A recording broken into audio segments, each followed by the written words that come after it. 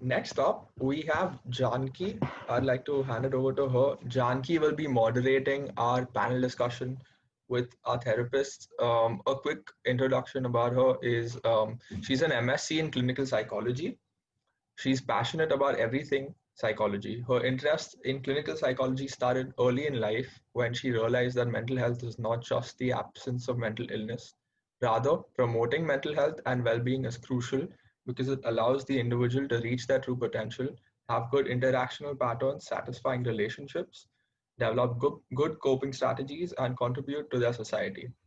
Janki strongly believes that mental health care is a community affair and true progress can be realized only when each member of society takes responsibility.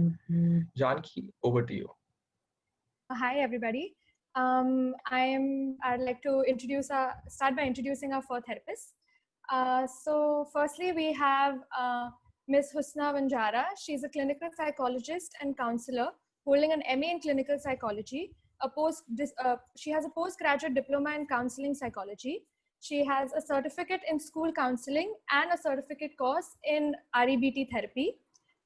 She also has done a certificate course in neuro-linguistic programming program from NMIMS. She also has a certificate course in working with learning disabilities from Prafulta. Hi, Husna. Hi. We also have Sonali Saravgi. She is a clinical hypnotherapist and a life coach. She has done her graduation in BCom ECCE CHT. She is a Reiki master, a Karuna Reiki master, as well as a Narayan Reiki master. She's a past life regression practitioner, a rapid transformation therapy practitioner, as well as a NLP practitioner.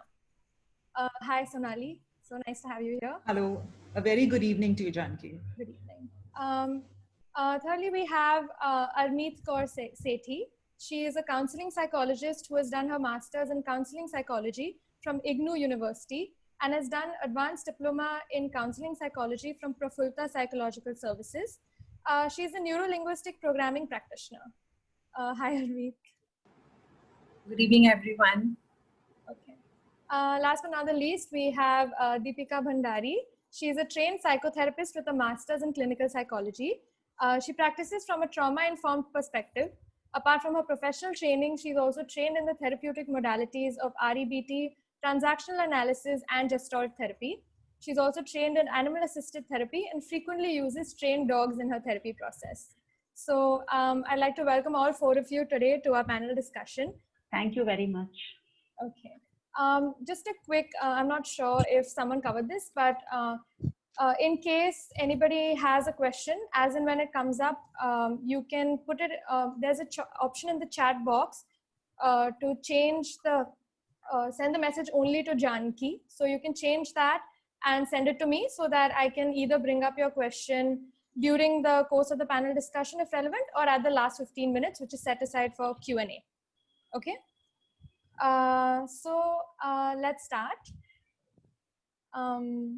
Okay. So today we're going to be talking about a couple of topics, but just to, set the tone for the session and start off, I would like to put this question forward to our panelists. For those of us that don't know what stigma around mental health means, can you give us an overview of what stigma or stigmatization means? Maybe we can start with Sonali. Yeah. So the way I see it is, in the early days, in days gone by, as we would like to call it, mental illness was associated with more of black magic, spirits, etc. and with someone being possessed.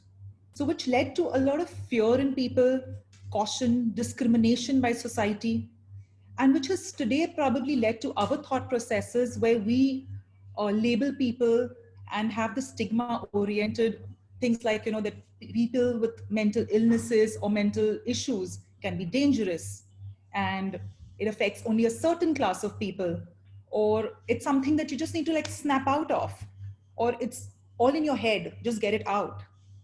You can move on. And if you have it once, it's there for life. Therapy doesn't help. So these are the usual kind of stigmas that we kind of see with mental health here. And not to forget that media also has like a huge role to play in this. The way media has popularized mental health is quite amazing. Because according to media and the way they go about propaganding it, is that people with mental health are violent, or they are, more, they have a lot more violence in them, which I think is really, really wrong, because you're talking about one complete extreme of the whole spectrum. You're not addressing mental health and mental well-being as we would address it today. Mental well-being can be a small thing like basic feeling of being anxious, being nervous. I think it's really, really wrong that the way the media has been propagating this whole thing. I Deepika? also feel that a lot of stigma comes from people's irrational beliefs.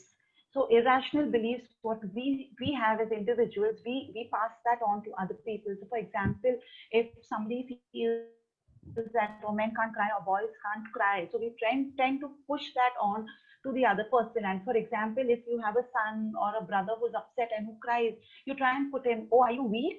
Are you are you not man enough? Are you crying? Are you a pansy? So that feeling gets internalized into the person, which leads to low self-worth, low self-esteem, and that is the basis. Also, one more thing: if we believe, like most of our society believes, girls should be born fair, okay, or girls should be fair. So, for example, if a mother is fair and she gives birth to a daughter who's wheatish or who's not as fair as she may be wanting her daughter to be, so right from the time the child is young, that whole thing, "Arey, aapki maa kitni gori hai? Why? How come you're not so fair?" So that gets dinned into the girl, and again, feelings of low self-esteem, worthlessness comes out. So this is how stigma, how because of our thoughts and our stupid beliefs, we try and stigmatize people. Yeah. Deepika, what Yeah. is your? So usually when people are different from one another, it's like we do not understand those differences. And if you push one section of the society apart because of these differences, that, in my opinion, is you eventually stigmatizing against them. So the nature of mental disorders is such that people don't completely understand them and hence don't understand how they present themselves as well. And because of that, people often just start treating people in a different way. Like, you would give them unsolicited advice, as someone mentioned in the chat as well. You would reach out to them and automatically assume that they cannot do something on their own. I'm also talking about the more subtle forms rather than just completely dismissing their right to make a choice or their right to exist in the way that they want. All of those things, it's simply the us versus them feeling that people create. I think that contributes a lot to stigma as well. Yeah. Arneet, do you have? As rightly said by Sonali, Husna, and Deepika, I would like to conclude about stigma, what is in the layman language. It is something where we develop a belief or a negative attitude about a class group of people, unknowing, irrelevant that whether I know that person or not. I develop a kind of, okay, isko mental illness hai.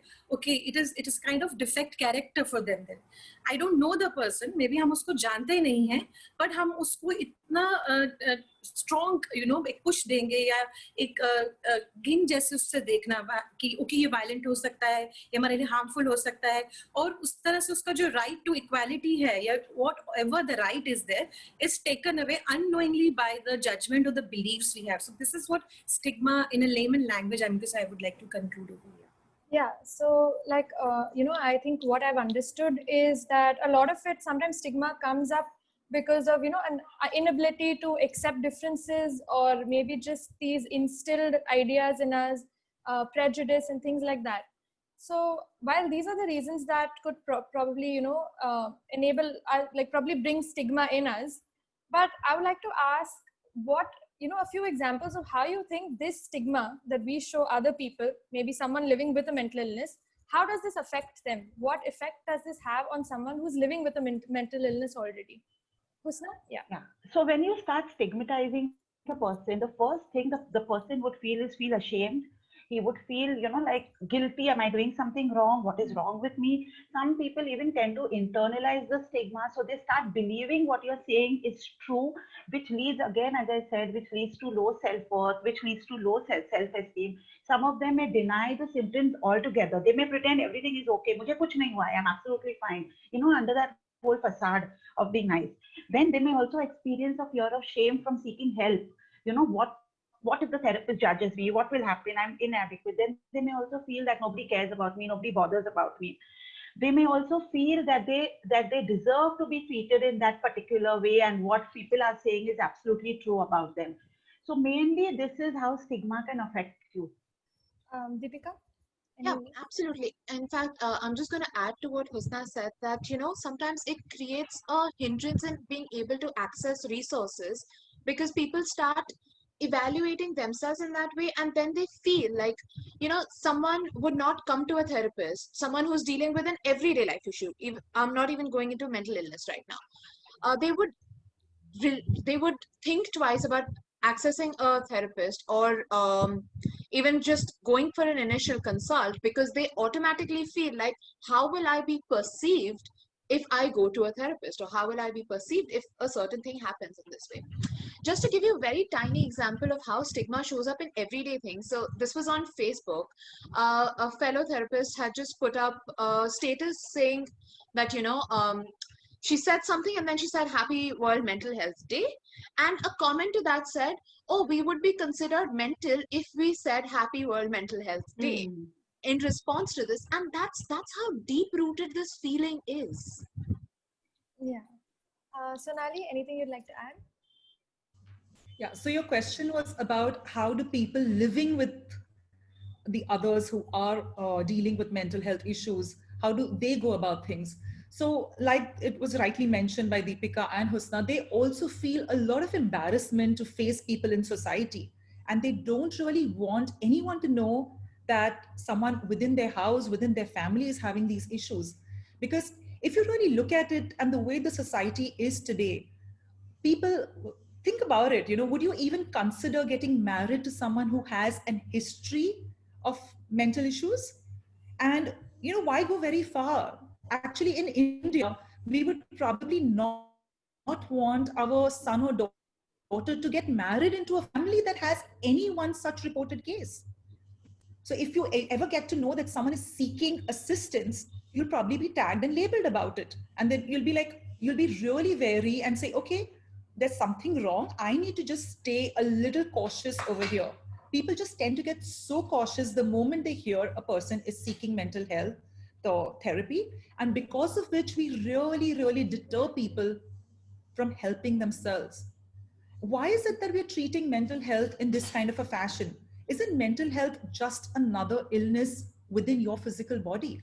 Isn't it exactly like how you would be treating a cancer or a kidney failure, any of these? Is it just because those symptoms are physically viewable, whereas what's happening with mental health is internal?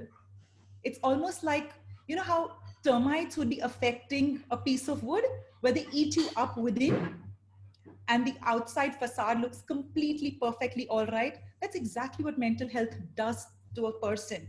Why can't we just treat mental health when a person says, I'm not feeling that great? Help him, assist him, support him. Not that, oh, snap out, focus on something else. It's a passing phase. It may not be a passing phase. Wonderful point. That is, Amit, would you like to add anything to this? Yes, as rightly mentioned by all the panelists, I would like to add that yes, because of the social stigma, definitely self-perceived stigma take place with the person who is going through mental illness. Even if the person is courageous, even if the person starts the healing process and start going for the therapist, the healing process becomes slow because again, that it's like a cycle, vicious cycle for that person, and the healing process becomes very slow, and maybe it becomes irregular, and eventually, the person might not go ahead. So yes, it is something really heartbreaking. I mean to say, is someone can make someone broken like anything, and stigma is something, as ma'am said, like termites. That was a really good example.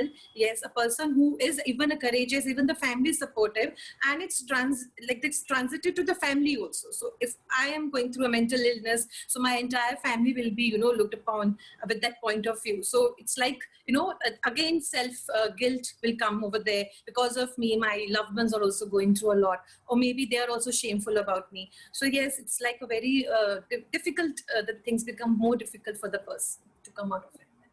So now I understand that the effect on someone who's facing stigma is extremely harmful, is detrimental to them.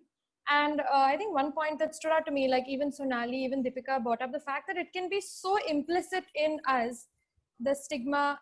We might not mean for it to be harmful or prejudiced towards someone suffering from or living with mental illness, or actually anything, any emotions, any feelings. So like I said, I might not mean to be stigmatizing. So could you give us a couple of examples of things that we do on almost a day-to-day basis, but that are very stigmatizing to someone facing mental illness or trying to deal with their, and that holds them back from seeking help or things like that. So Arneet, you can maybe start. Okay, so for this, the examples in daily life, as you're saying, if a person, a very common thing like depression, when we talk about that, and if a person, like again, there is a gender stereotyping comes over here.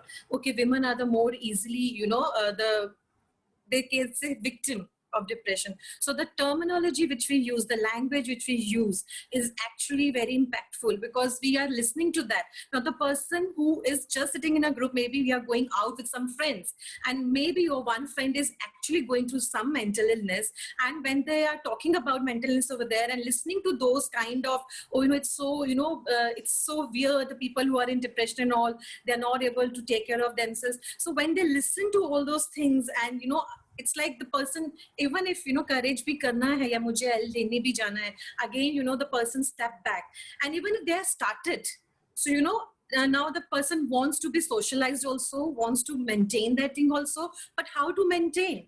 अगर राज खुल गया या मैं बाहर चला गया या मेरा ग्रुप छूट गया, so a lot of things when we speak, when we talk, and when we call people, oh वो psychotic है, वो bipolar है, so that words are really it's really demeaning for that person. It's very harsh on their like health again. Yeah, so true. Deepika, would you like to add something? Yeah, something as simple as, when we're talking about, say, someone with a mental illness, one thing that we'd automatically say is they or them. And, it just starts creating a divide in that way, because we're unable to, just access that resource or talk to them. Yeah, and, it creates this constant sense of isolation for a person, because they, even if you're using something as simple as, oh my god, I'm so depressed today, for a person who's undergoing depression, that in itself is such an intense emotion to tolerate. Give me 1 second, please. No problem. Sonali, would you like to say something before Deepika can come back? Yeah, sure. What I've noticed is a lot of us, probably even I have done it sometimes, and a lot of our therapists here have done it too, is, using words like, are you crazy? Have you gone mad? Are you nuts? Or, the teens today are perpetually using words like, that's psycho. But come on, what do these words really mean, and what do they imply? Is it fair to call someone psycho? Psycho really comes from the word psychosis.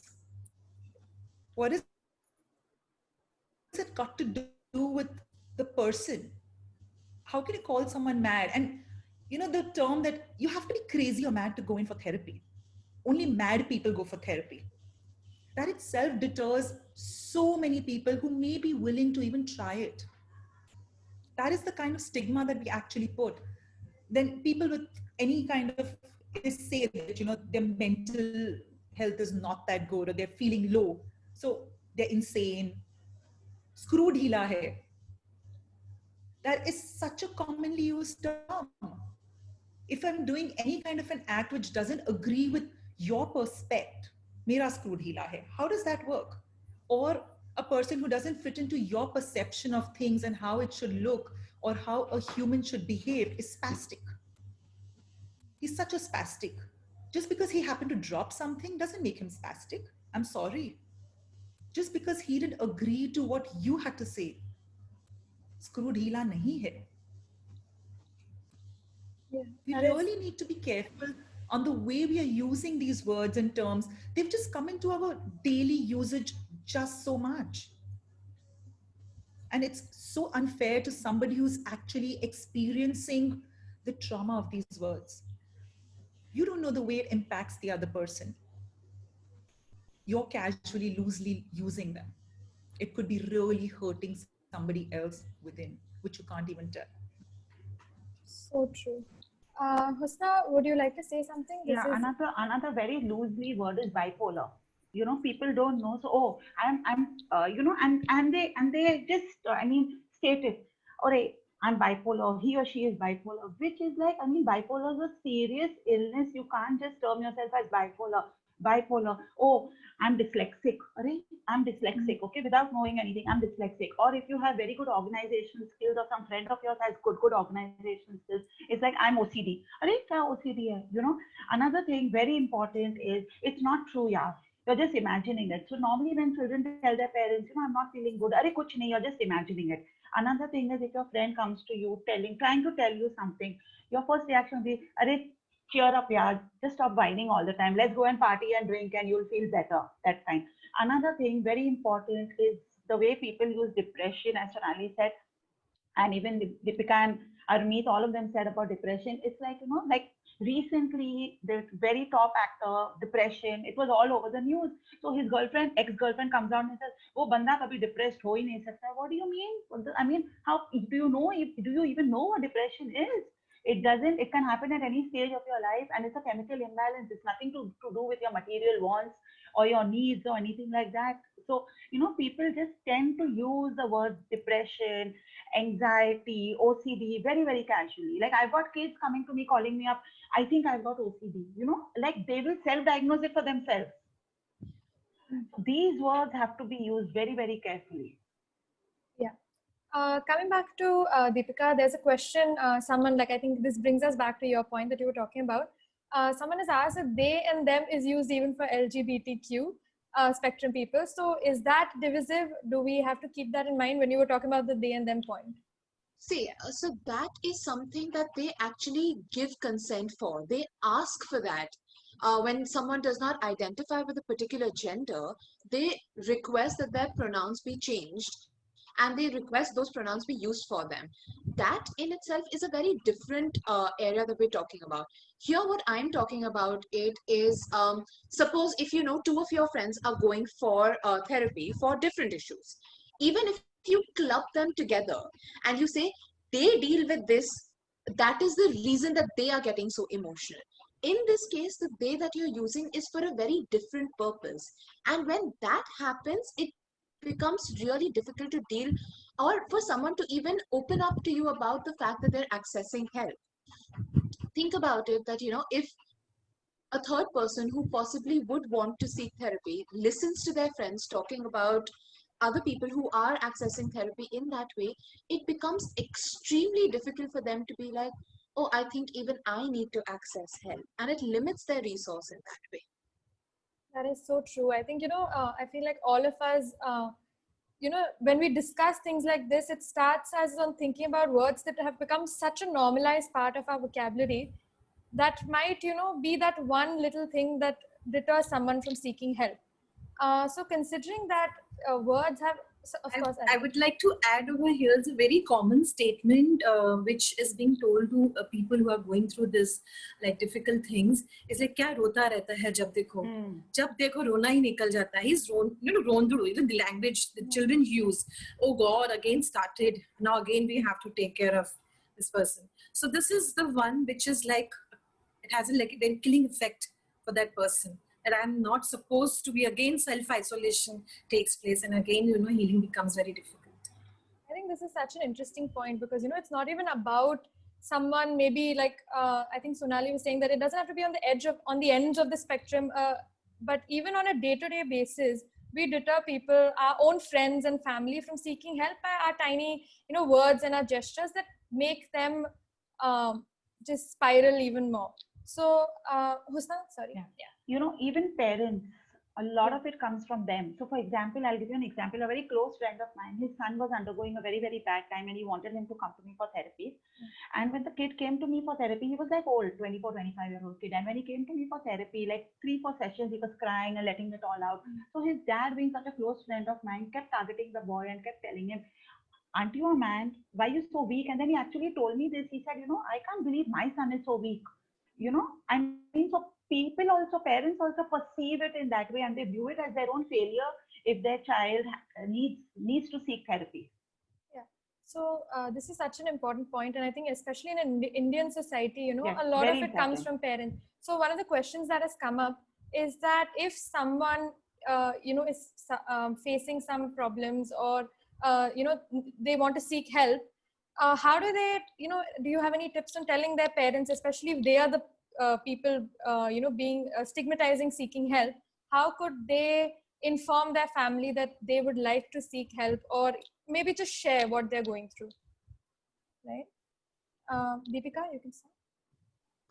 So I'm going to share this from my own experience, like when I told my parents that I wanted to seek therapy, and I was at a stage where they weren't financially supporting it. So that kind of reduces this thing. But one of the things that happened was my mother asked me, but you are a therapist. Why can't you do it on your own? Why do you need someone to help you through this? One thing that worked really well, and like I said, that, you know, my parents come from a very traditional point of view. So they don't understand that, you know, you can have therapy for a lot of non-essential, and I mentioned that term because they view therapy in a particular way. But I mean, I spoke to them and I said that, you know, sometimes the everyday life stressors get so much for you that it's very, very difficult for you to deal with things or come across things. But what I would also suggest to everyone is, instead of just talking to your parents, one thing that you can do is allow them to have a session with your therapist. In that way, it kind of eases this thing, because a lot of parents come with a lot of fear that what if this therapist turns my child against me? What if they judge me? Anything like that. So to ease their fears, why don't you just say, okay, so, you know, you have all of these concerns. Why don't you talk to my therapist? And then in case parents have some agenda that they want to get across, see, now most therapists will just listen to a parent and be like, okay, I understand your concerns and I can deal with them. And then continue therapy as they would, right? But that kind of gets the parent on your side and gets them involved in the process. Yeah. Husna? No, I agree with what Deepika is saying. It's absolutely true. And once the parent sees that, you know, when the parent feels the comfort with you, that is like, it's the breaking point. So then the parents are absolutely fine with the child coming for therapy. So I've been working in different schools, and it's the similar thing. When a child is referred for counseling, it's like, you know, a mental block. Like, my child is not mad. Why does he or she have to go and see a counselor? But one parent comes, then they feel, okay, it's absolutely fine. She's only talking to the child. And that's how word spreads. So you as a counselor should be able to break that barrier, which is very important. In your non-judgmental manner, the way you talk to the parents, the way you handle the kid, you know, so once the parents feel that you're not a threat to them, that will ease it. So true. Arneet, do you have anything to add? I'm just thinking, if a child is going through some difficult emotions and is not able to control that, and maybe he's or she is at first instance maybe fearful of judgment being given by the parents. So one thing which I can suggest to parents is that if your child is sharing something or expressing something where he or she is talking about you know, the mental stress or turmoil of emotions, don't be judgmental over there. You know, be very active listener over there. So if you're not judgmental over there, that fear will be taken away from them, and understanding कि अगर पेट खराब है तो हम doctor के पास जाएंगे ही, तो अगर यहाँ पे अगर उसकी वजह से पेट भी खराब हो सकता है. So lot of, you know, the diarrhea and metabolism जो हमारा weak हो जाता है, especially in case of children when they are not expressing, and you know, these are the, I mean, as a parent, judgmental जो है, what I have heard from lot of children, हमको डर लगता है हम judge हो जाएंगे. We can't go and talk about that. They are very fearful about their self-image in front of the parents, in front of their elders, in front of the teachers, in front of the friends. So judgmental attitude is something which, if parents can keep it aside and allow that space, so that safe space जो है उनको अगर मिल जाता है, तो everything is sorted then to a greater extent. Yeah. Before we go to Sonali, Deepika, you had a quick point that you wanted to say. Yeah. Yeah, so I mean, when I said this, I didn't realize that sometimes families themselves can be extremely abusive to people, and you feel unsafe around your own parents. In that case, I'm sure that there would be even more hesitation or resistance to reaching out to your parents in that case. What I would suggest is that maybe going to a trusted adult or someone else in that, who is maybe an older cousin or someone that you can rely on and trust, or maybe who can serve as a buffer between you and your parents. That could be something that works. That's so true. Sonali, what do you have to add? Okay. So just taking over from Deepika's point where she was talking about, the maximum damage can be probably done by your parents itself. Let me just narrate like a quick short story to you. Let's take, for example, this young 16, 18-year-old boy who perpetually hears from his father things like, you've gone mad, you have no brains, you're useless, you're good for nothing, you're just such a failure, you can't get anything right, and etc., going on like that. Now, what really happens to this kid? He is constantly hearing such words from his father, his primary caregiver, someone he looks up to, someone who he knows should be there for him whenever he needs it. But this is what he's being shown. So he begins to actually internalize all these, starts believing in them, leading to low self esteem. Him actually manifesting things like being useless, being lazy, thinking himself to be brainless, which is only going to further lower his self-esteem, and of course then cause a whole long list of mental issues, anxiety, depression, a lot of emotions here. So parents also themselves need to be careful, need to kind of be watchful of what kind of words, terminologies, language they are using with the children. Kids are sensitive. They are humans. They are growing up. That's the foundation that you're building. You need to be careful. And you need to be watchful as well. That's what parenting is about. You need to be watchful for signs that, is my child being over anxious? Is there something, is there a change in his behavior? Is there a change in his attitude? Is there something different? So what could be really happening in his life at this point of time that has brought about this change? He doesn't usually behave like this. He just seems a little more quiet and a little, more secluded. So why? Sit down, have a chat. It's not that difficult to have a kid. You've given birth to them. You know them in and out. It's not that difficult to just have a quick little chat with your kid when you see those little telltale signs there. They don't know what's up. Everything okay? Something you want to share? Give them their space. Give them their time. They'll come around. So I understand, first of all, how you were talking about wrong term. One second. So how you're talking about wrong terminology, I think especially coming from a parent or family, someone you trust so much to be there for you, that is even more stigmatizing and even more discouraging from seeking help. Husna, before I go, you can. I agree with what Sonali is saying. I'm currently actually working with a kid who's 21, okay? And his parents for the last 2-3 years, ever since he's become 18, they want him to come to office and take over the business. This kid is refusing to do it. And what she's saying, absolutely true. Father and mother keep putting him down. They send him messages every single day, like minimum of 10 messages telling him how useless he is, how he's good for nothing, how privileged he is to be born in their family. Otherwise, and without them, he was nothing. As a result, that boy is going through so much shit. He's not doing anything in life. And the parents, the mother is a friend of mine. So she sent him to me thinking that I would tell her whatever is happening with the kid. When I refused to do it, the kid is coming to me still, okay? And I have told them, and she actually sent him a message, which really, I felt so bad reading that message myself, that you should be grateful because you're drinking Nariyal Pani for 60 rupees a day. I mean, you all can afford lakhs and crores. You're talking like this, so that kind of put me off, and I stopped talking to her. I stopped talking to the father, but the kid still reaches out to me at times, and he's sitting at home. He's into weed. The 20-year-old boy, 21, he keeps bringing his girlfriend home. Dada dadi, chacha chachi hai. Girlfriend is sitting locked in the room. He couldn't care about his parents at all, an only child. it's so sad what parents can actually do to the child. So the same goes, your parents can either make or break a child. Absolutely true. Yeah. I have So, a question. is someone? Yeah. Yeah. So, Yeah.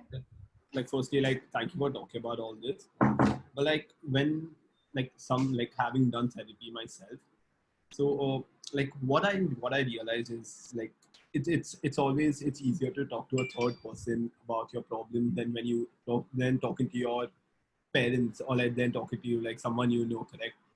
But like what I realized was what I kind of faced, and like I felt like there was that kind of communication gap. Like my mom like felt like I don't want to share with her, or like she was like, why aren't you telling me like what you're facing?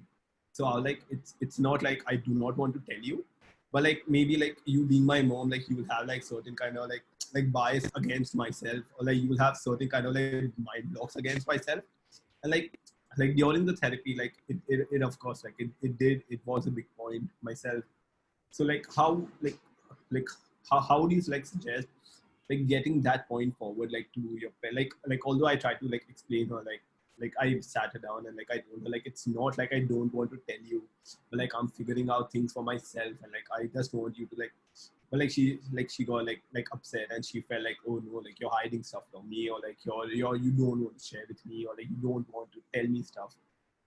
So like how would you like how do you like tell your like how do you like put forward that point of view kind of? Sonali. Okay, so Sohail, I know a lot of children are in that space, and it is very difficult for parents, being parents, and especially Indian parents, to be able to fathom that their kid has something that they don't want to share. Yes, it can be very, very difficult. But someone in your space, I would kind of suggest, is the best way to say, like, that mom, dad, I know you are there for me, you care, and I know you will understand, but I'm not sure if you can help me to the extent I may need help. So it may just be better, and it'll be easier for me to be able to tell someone else. Like today, me being a therapist, I don't think I would want to kind of, give therapy to my boys. I have two boys, 22, 18. I don't think I would rather put them onto somebody else, or even someone very, very close in the family to me. I wouldn't be addressing them because there could be so many issues that they don't want revealed to me. They don't want me to know, and maybe I'm a part of those. So it may just not, it be kind of overstepping those boundaries which they would have within their own heads, their own minds. Like I have especially who are so skeptical before approaching me. The first thing they'll say is, will you not tell anyone? Will you not look at me differently when I meet you outside? And I can completely understand that. Only the first time when they come and see me and they realize, okay, Sonali is not behaving differently to me even outside, and she's not kind of mixing up the two areas, that's when they come in the second and the third time and the following terms. So we as therapists also need to keep that line. And of course, for the children, they need to try and calmly deal with it with the parents. I know it can be very, very difficult right there. I'm sure the other therapists will have some view, some better inputs there as well. Amit, you were trying to say. Yeah, here I would like to add, as a person, we can suggest our parents, giving them the trust. Okay, I'm not hiding something very serious. Like if I'm unwell, I will go to the doctor. Even you will take me to the doctor. So I'm taking a professional help, kind of professional help, which is the need of my situation. Let me heal from it. Let me get sorted. And then I would be able, I might be able to share completely with you. The important is the betterment of us.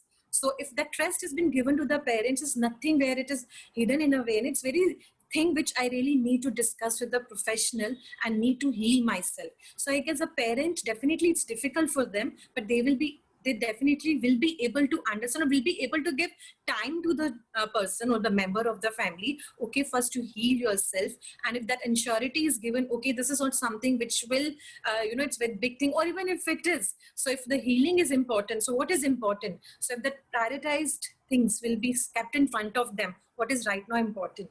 So if that talk can take place between the person and the concerned family member, I guess the thing will be lesser difficult, or the acceptance will be there. Yeah. Deepika, do you have anything to add? Yeah, I think it's also very harrowing for a child to have a parent come and say to you that, oh, you don't trust me, why won't you come and talk to me? It almost feels like an attack. What you can do in that case is also reevaluate how you are feeling in the situation, check in with yourself, and then say, I am doing this for myself. And this is something that, in case you cannot do out loud, like because a parent is in front of you, have a talk internally with yourself, keep a check on your own feelings, and then very calmly explain to your parents what therapy is and what therapy does. And tell them that, this is not me going against you, because see, most likely they are also coming from a place of fear once again. Just tell them, I'm not going against you. I'm not unable. I'm just unable to deal with current situations, and talking to you about it is not the best solution for me right now. And while it's extremely difficult to have this conversation, ultimately it's very, very important for you to be able to do this for yourself. That's so true. Husna, before, yeah. Husna, I would you agree like to with say? all of them have what all of them have said is absolutely true. I also feel that Indian parents somewhere feel that they own their children. They have to they know, they should know each and everything what is going on in their kids' lives. That is the biggest problem. So once, and what happens is through when they are growing up, okay, every time the child comes and tells the parents, so a typical conversation between a parent and a kid would go, the kid has done a mischief, okay, and the parent will tell her, okay, please tell me the truth and I won't shout at you. Okay, so the kid opens up, tells the parents the truth, and the first reaction is parents is you shout. Okay, so then the kid gets it into the head that I can't trust my parents, okay, because they will shout at me or they will judge me. That is where the problem starts.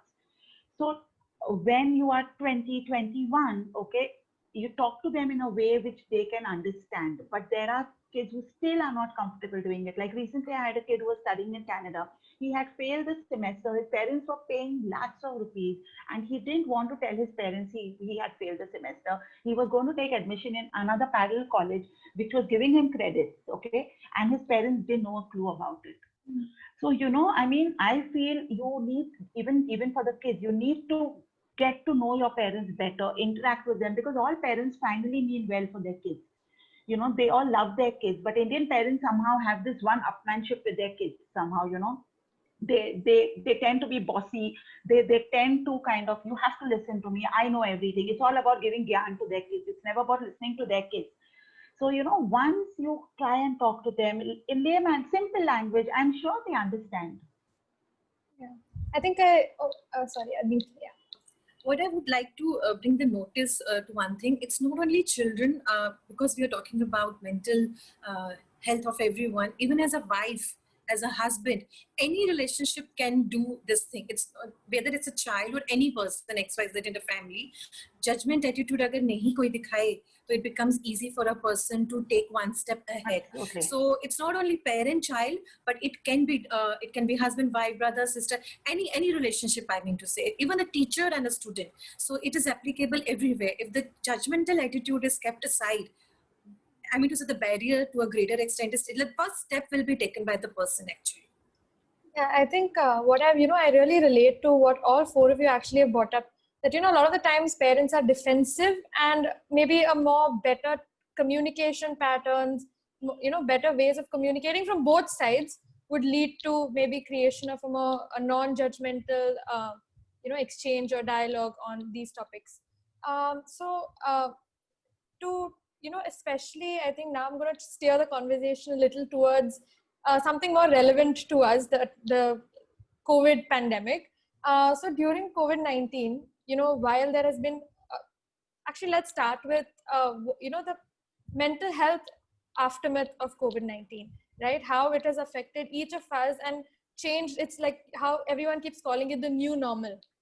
So what effect do you think that has had on, irrespective of age or anything, what effect has that had on people's mental health? Armit, I think we can start with you. Or Husna, I think you raised your hand. Okay, whatever, I'm okay. Yeah. Armeet, go ahead, please. Yeah, Okay. Okay.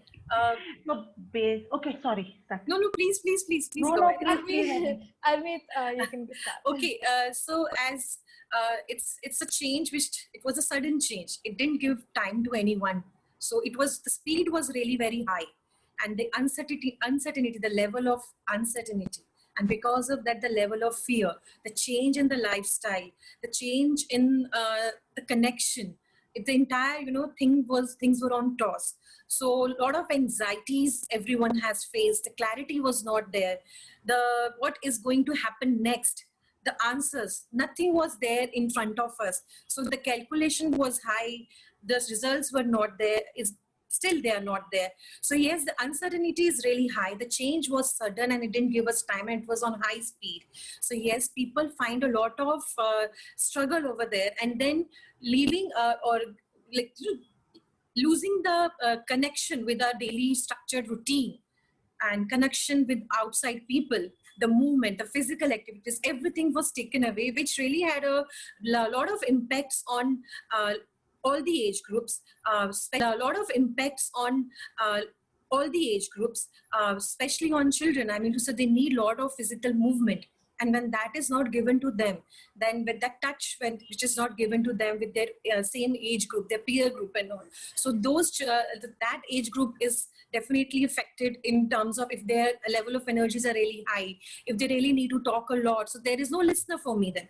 So I mean to say, I don't know how to put it under one or two, three terms, but as there is a lot to speak about this, I would like now request Husna to add on to this so that, I'm leaving some stuff over there, not even talking all over here.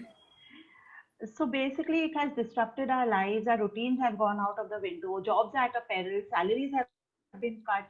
So, there's a lot going on in people's mind. So, anxiety, fear, sleep disturbances, because you don't have a routine, you don't have a schedule, eating disorders. People are either eating too much or eating too less. Addiction to social media, which is a very, very, very big problem. So, a lot of aggression, a lot of anger people are facing. And even now, as the lockdown is opening up, young people, are fearing as they go out. So the worry is there for contracting the virus because it's still there, but because of economic the reasons it's opening up. So they are scared that, what if we contract the virus? What will happen to our loved ones? Our parents will die. Young kids will die. So there's a lot of fear, a lot of anxiety. Lack of social interaction is giving rise to a lot of addictions, a lot of gaming addictions, porn addictions. So all this is, lack of physical exercise is making them obese, no clarity in your mind. So all these are the issues which are being faced because of the lockdown. Yes. Sonali, would you like to add anything? Yeah, so other than the kind of issues that Husna and Armeet have just mentioned, there's of course the loneliness factor because you're not being able to socialize and things like that. And of course, the fear of contracting the virus, the anxiety, boredom, not to forget boredom. People don't know what to do with themselves. They're like, how do we pass 24 hours? There are actually people who are beginning to be sleep deprived because of so much of social media usage or sleeping at all sorts of random timings whenever they feel like they're catching a nap. But I think since we're talking about the youth today, the one big thing that has happened is the youth are in their phase of milestones, of achieving their milestones, which has been so severely negatively impacted. Whether it is your grade 9, 10 student, whether it is your graduate, whether it's the ones doing postgraduate, or about graduate for that matter. And even the ones who are looking for jobs, who are in the process of that, there's a big question mark of where am I today? What does tomorrow hold for me? And how am I supposed to take this forward? And this whole thing is leading to so much of anxiety, frustration, and it is, of course, leading to impairing their well-being because it's causing so much anxiety within themselves. And that's something which they really aren't being able to express. And, even if they were expressing it, who really can help them on that? Can the parents guide them? No. Parents themselves haven't seen a pandemic like this. They also don't know what this really is, what it's going to really bring about. So it's a learning curve for each one. But yes, The negative emotions or concern are certainly on the rise due to this pandemic, giving rise to a lot of depression and a lot of substance abuse as well, alcoholism and weed. A lot of kids have gone so deep into these because some kids are locked up in their home country, some kids are locked up abroad. They're not being able to come home. Parents are getting frustrated, anxious, and all the whole thing. How do we end this thing for them? How do they know what tomorrow is? So it's just so much of frustration, so much of anxiety, and the whole mixed bag there. Deepika? Yeah, I'm also going to build on the point that, the youth kind of feel completely, um, they don't know what to do with this time, because we know that there are major changes happening outside while we're being asked to stay indoors and we're being asked to do nothing about it. That in itself is such a cognitive dissonance in that way that, people are not sure how to respond to the situation. So there are one of two responses that they take. One, which Sonali already spoke about: either they sleep too much or choose to depend on substances to deal with all the uncertainty that's around them.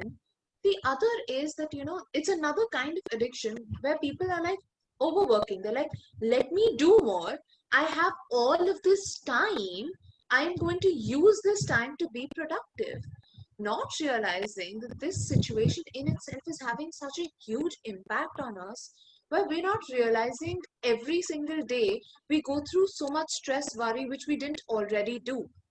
And because of that, our ability to deal with things in itself is affected.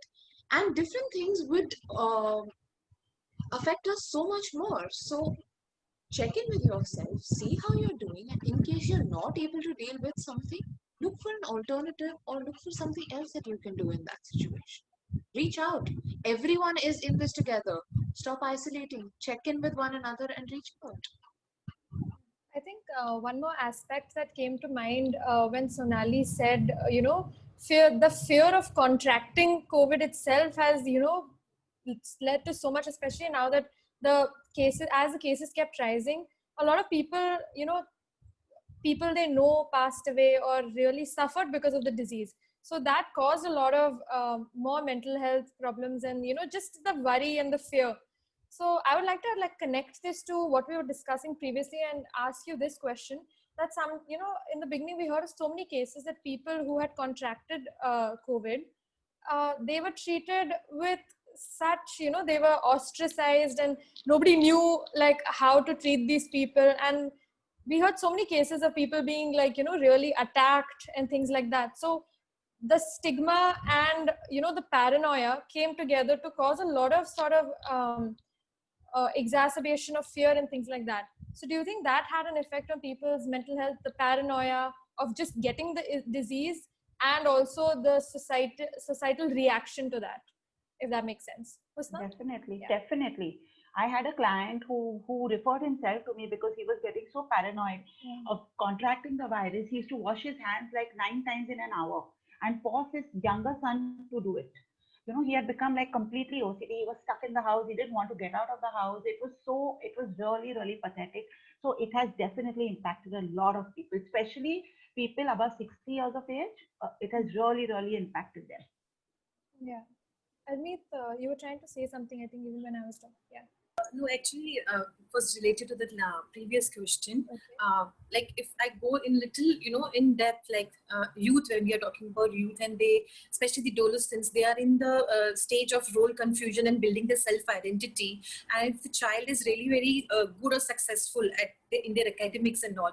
So what I have observed in cases of children, they had gone into a lot of self-criticism and a lot of conflicts in the relationships. And during COVID, they found that they were not understood and they had gone into a deep self-criticism and all, and the conflicts were not resolved. So again, it's like a cycle where the child is feeling that how can this is not possible, where I went wrong. So all the blame and all the thing has been taken on the child itself, and the struggle was very high at the child's end. So because they're thinking we are not able to talk to this because if I'm talking about relationships and all, they can't talk this to parent and they can't talk this to their friends also. So self-criticism and the conflicts in the relationships is something where this youth, especially the adolescents, are facing a lot of, the concerns are really high over there in this context.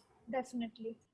Sonali, your thoughts on the, paranoia and the societal reaction to someone suffering from COVID, that effect on mental health? So the person suffering from COVID is already dealing with the health issues, which could be ranging right from, not feeling the taste and the cold and the fever and the diarrhea and whatever else they are feeling. And they, of course, they are also having the fear psychosis of, am I going to be recovering from this? And they kind of manifest also that, oh, now this is happening. Oh, now even this is happening to me. Oh, this seems a little worse than yesterday, or what I was in the morning. And then we as outsiders, so to say, are adding to that pressure and kind of removing them from society. We're kind of barging in on their privacy and blaming them that you're putting us at risk. Is that really fair to do? I know of people where societies have banned their entries and the entry of their relatives, their children, just because someone in the house tested positive. He took enough precaution to check himself into a hospital, ensure that nothing else was going wrong anywhere, nobody else would be contracting it because of him. He was not liable, and yet they had to leave their house, take another house on rental because the society wouldn't let them in. Is this what we're really going to show as sympathy? Is this how we're going to really bring up and help our people in society? What are we really doing to their mental well-being? It's not just the person who tested positive. What about his family? You're putting him under financial stress, emotional stress, mental stress, and so many other issues. They're already worried about their family member. And then we're adding all these other issues to it. Definitely. Deepika?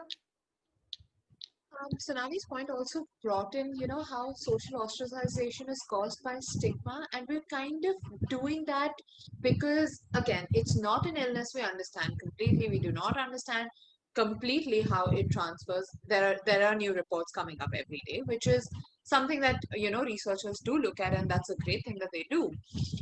But I'm also going to bring up two cases.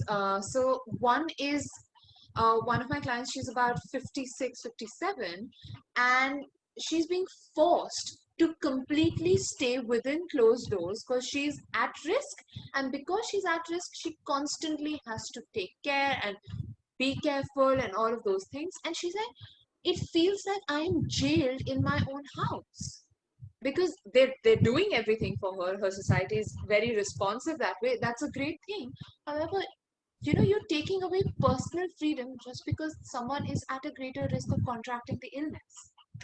Another one has pets, and what happened is that she felt slightly ill and then started meeting all the symptoms for the illness. And she was so afraid to get tested because she was like, I live alone. There's going to be a possibility that I will be taken away from my pets and they won't be able to sustain without me, or who will take care of them. So what we're not realizing is that a lot of people have these anxieties and have these worries, and by enforcing the rules that we're really making matters difficult for them rather than to helping them deal.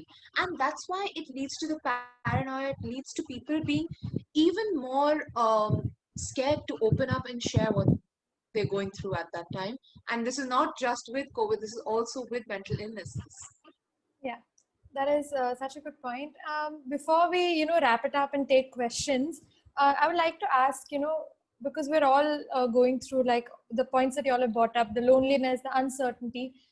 Do you have any tips or techniques that we can all practice to practice just better mental health hygiene, take better care of ourselves, our mental health, especially during the pandemic, especially because now it's been 6 months, but we have no idea of when, things are going to go back to normal.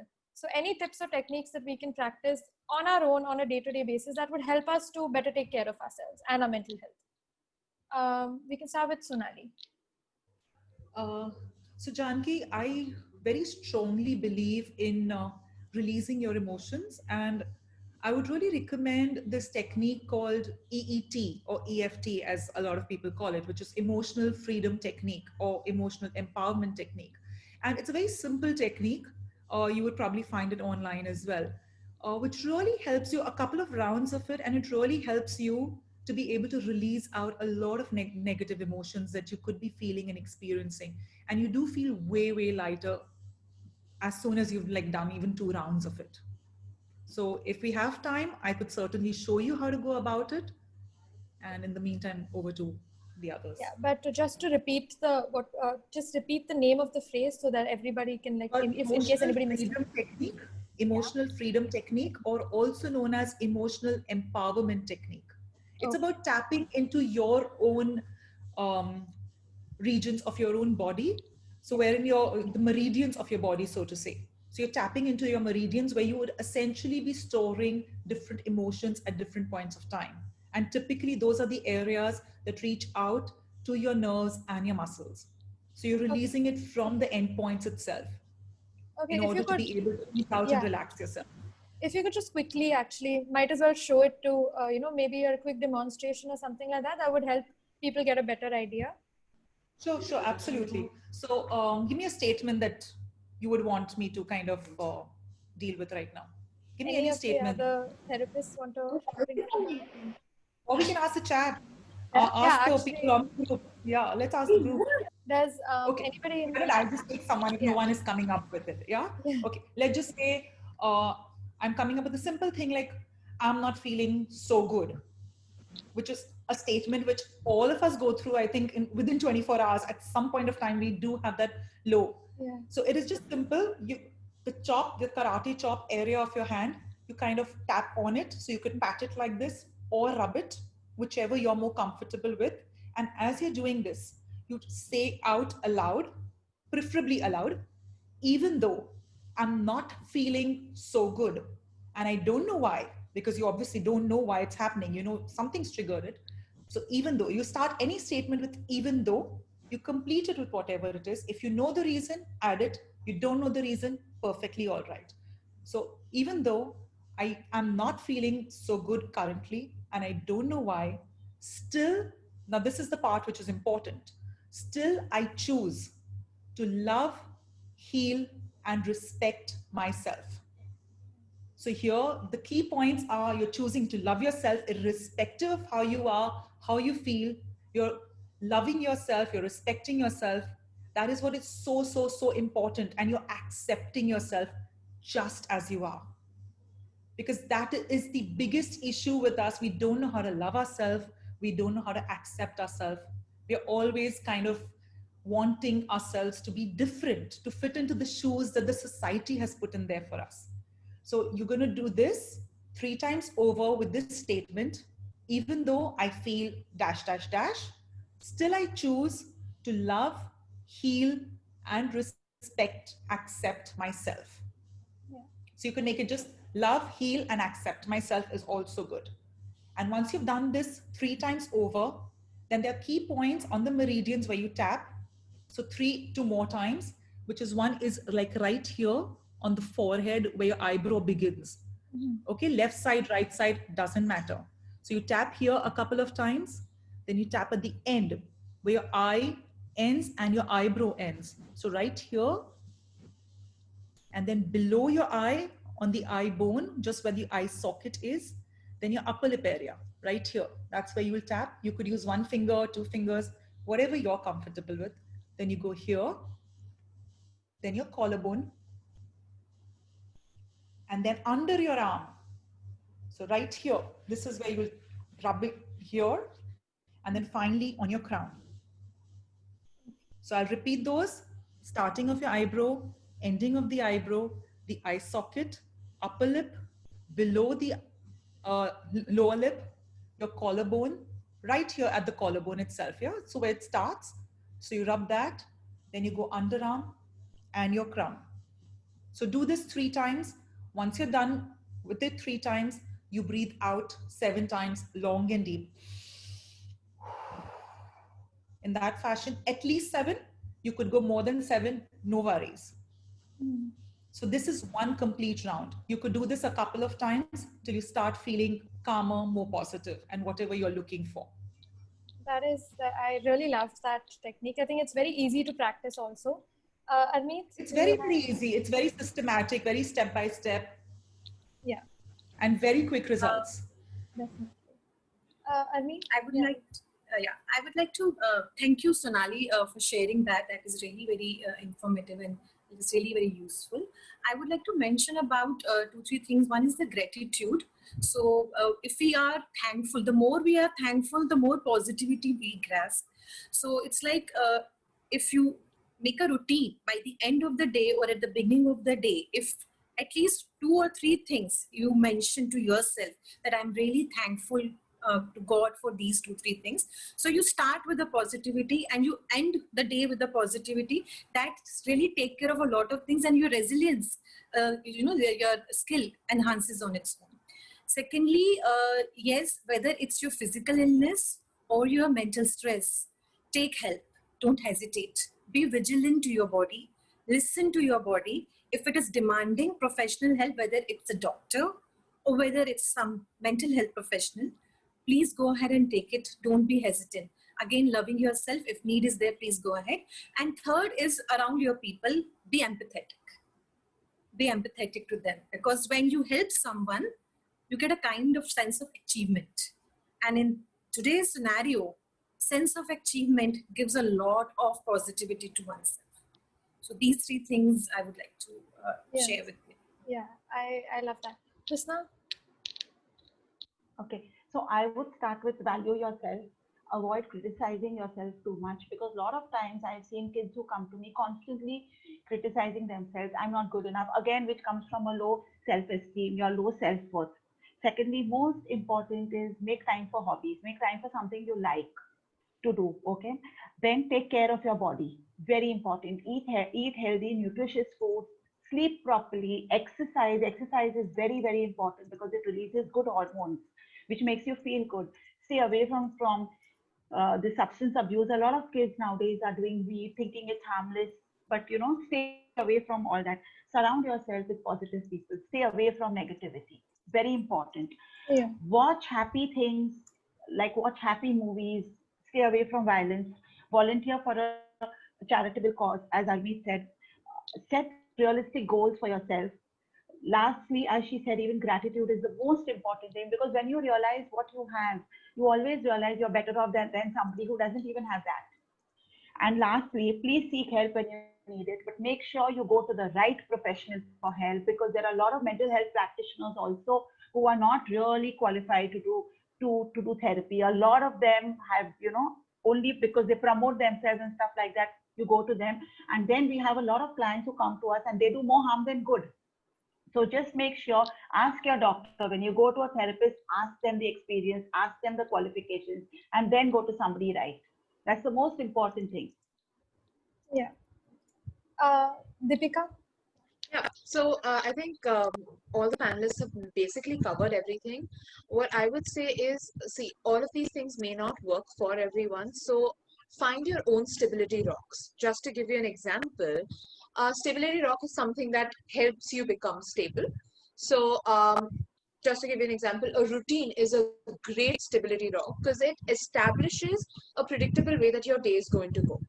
For me personally, my dog is a huge stability rock because I know he's one presence who's going to be around, and I feel a lot better every time I'm around him. In that way, find what works for you. You can call it a stability rock, or you can develop what we say a toolkit and have some of these strategies. So think back during this period when difficult things have happened or when you dealt with something, what's worked for you, what's not worked for you. What's worked for you, keep that in a toolkit so that the next time you're in a difficult situation, you already have tried and tested resources with you. Okay, thank you so much. So I think that brings us to the end of our panel discussion. I think I really learned a lot from our 4 panelists. Krishna, yeah. Yeah. So we've been talking of stigma, but I've been working in this field for the past 25 years.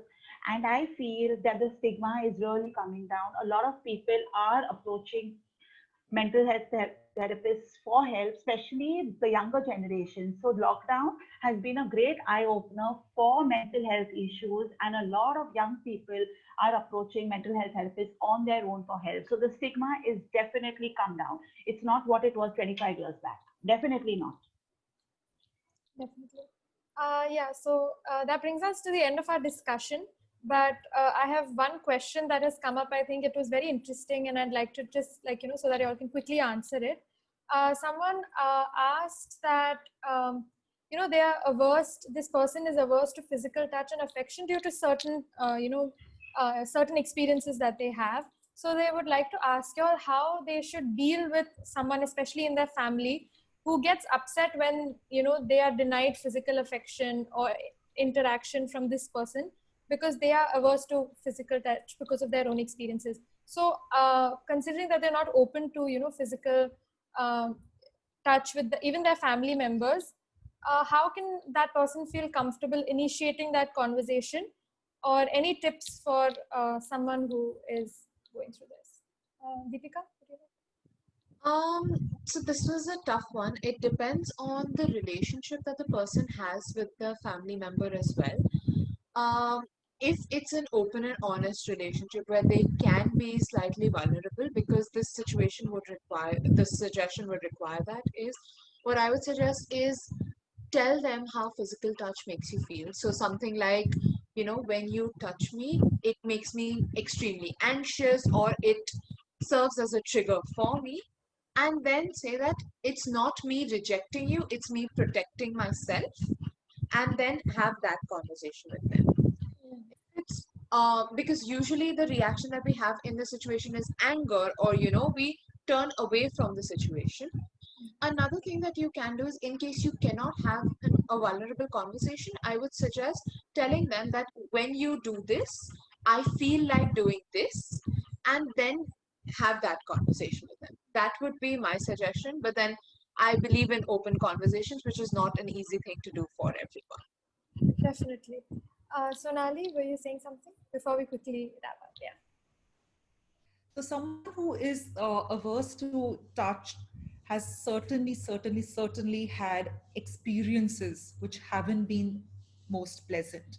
And it's really those memories of that particular experience that they're really dealing with. So each and every time someone is approaching them for physical touch, maybe just a parental hug, they immediately connect to their past experience.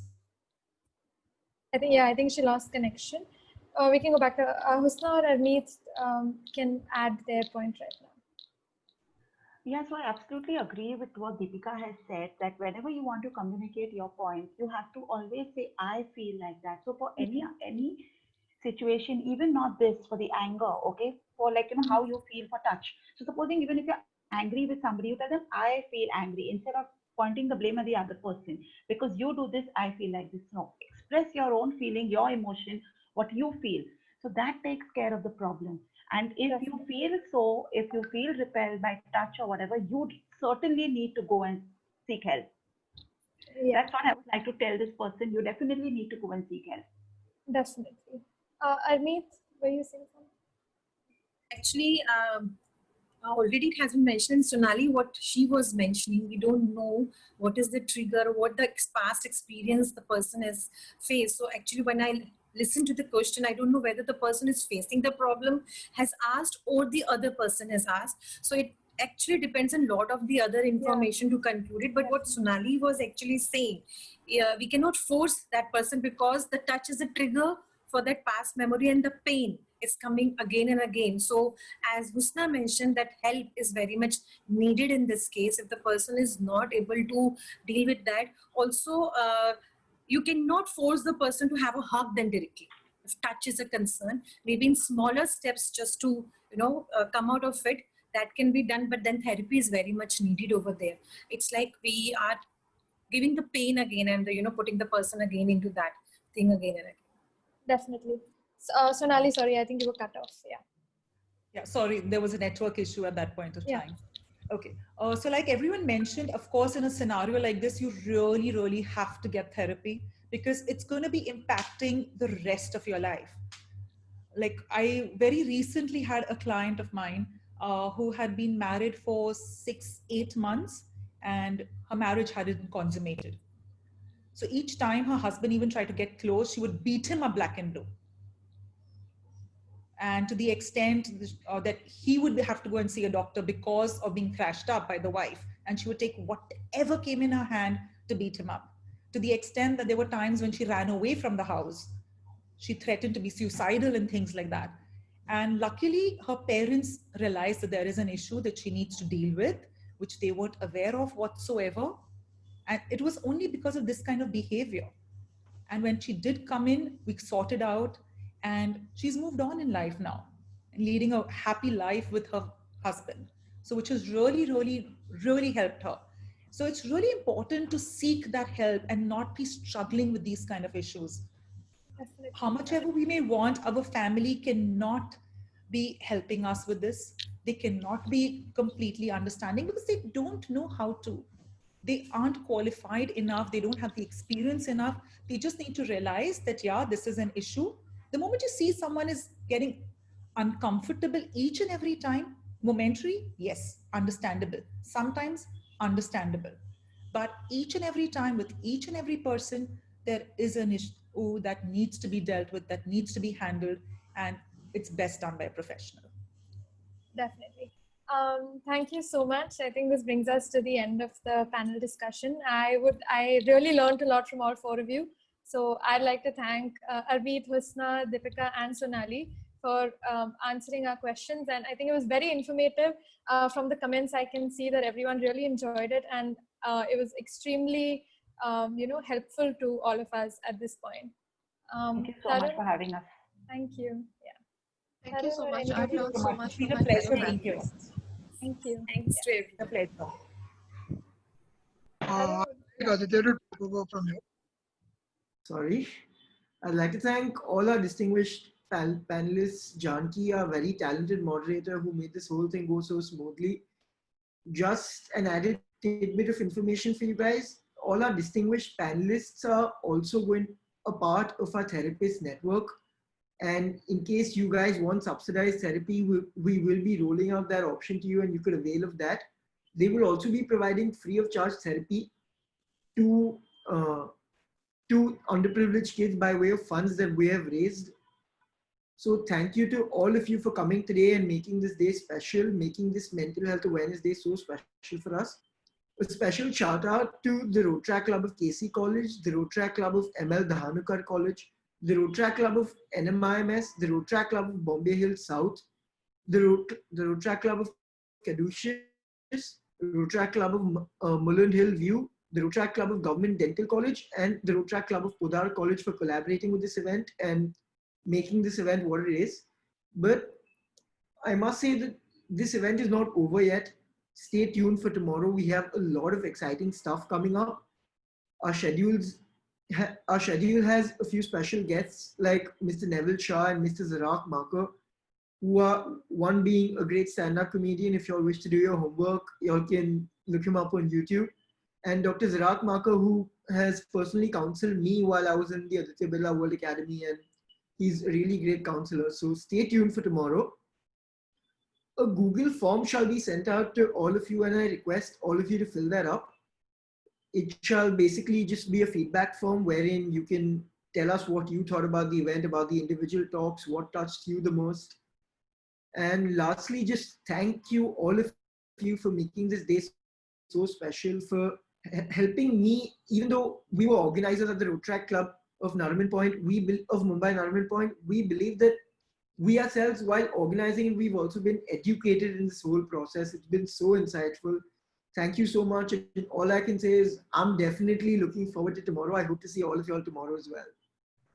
Thank you so much, everyone, for